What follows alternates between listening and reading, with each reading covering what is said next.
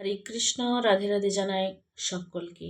আশা করি সকলে ভালো আছেন, ভালো থাকুন এবং সুস্থ থাকুন, আর ভগবানের নাম বেশি বেশি করে করতে থাকুন, কারণ তিনি ছাড়া আমাদের আপন বলতে আর কেউ নেই।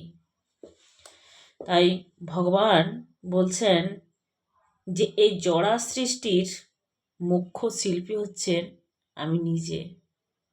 তাই ভগবান যখন এত বড় কথা বলেছেন, কেন বলেছেন, সেই তত্ত্ব নিয়ে আজ আলোচনা করব। সকলকে বলবো মনোযোগ সহকারে শ্রবণ করুন, আর যদি ভালো লেগে থাকে আমার এই লাড্ডু গোপাল চ্যানেলটি, তাহলে সকলকে বলবো লাইক, কমেন্ট, শেয়ার এবং সাবস্ক্রাইব অবশ্যই করবেন। হরে কৃষ্ণ।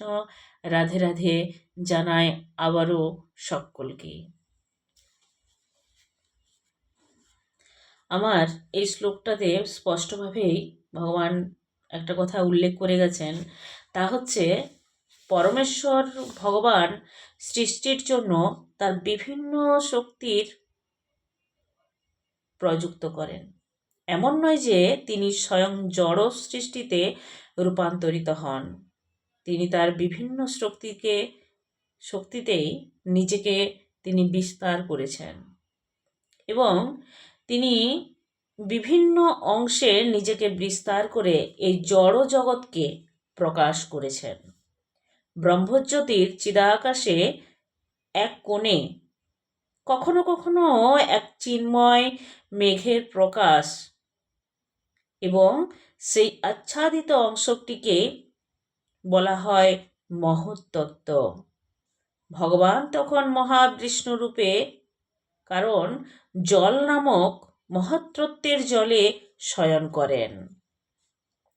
মহাবিষ্ণু যখন সেই কারণ সমুদ্রে শয়ন করেন, তখন তার নিঃশ্বাসের প্রভাবে অসংখ্য ব্রহ্মাণ্ডের সৃষ্টি হয়।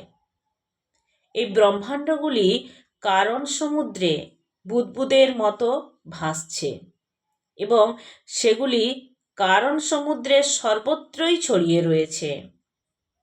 সেগুলির অস্তিত্ব কেবল মহাবিষ্ণুর নিঃশ্বাস প্রশ্বাসের সময় পর্যন্ত। সেই মহাবিষ্ণু তারপর প্রতিটি ব্রহ্মাণ্ডের গোলকে গর্ভোদকশায়ী বিষ্ণুরূপে প্রবেশ করেন এবং শেষনাগরূপী তার অবতার কর্তৃত্ব নির্মিত শয্যায় শায়িত হন। তার নাভিদেশ থেকে একটি পদ্ম তখন উত্থিত হয় এবং সে পদ্মে ব্রহ্মাণ্ডের কর্তা ব্রহ্মার জন্ম হয়। ব্রহ্মা তখন সে ব্রহ্মাণ্ডের ভিতর বিভিন্ন জীবেদের বাসনা অনুসারে তাদের বিভিন্ন প্রকার রূপ প্রদান করেন। তিনি সূর্য, চন্দ্র তথা অন্য দেবতাদেরও সৃষ্টি করেন। তাই জড় সৃষ্টির মুখ্য শিল্পী হচ্ছেন আমাদের স্বয়ং ভগবান। সে কথাটা আমরা ভাগবত গীতায় কিন্তু পড়েছি বা প্রতিপন্ন হয়ে আছে আজও। তিনি জড়া প্রকৃতিতে সর্বপ্রকার স্থাবর এবং জঙ্গম সৃষ্টির জন্য নির্দেশ দিয়েছেন, যা উভয় সৃষ্টির ভগবান কর্তৃক সম্পাদিত হয় এবং তার ফলে আমাদের গোচরীভূত ব্রহ্মাণ্ড প্রকাশ হয়। হরে কৃষ্ণ। রাধে রাধে জানায় সকলকে। হরি বল।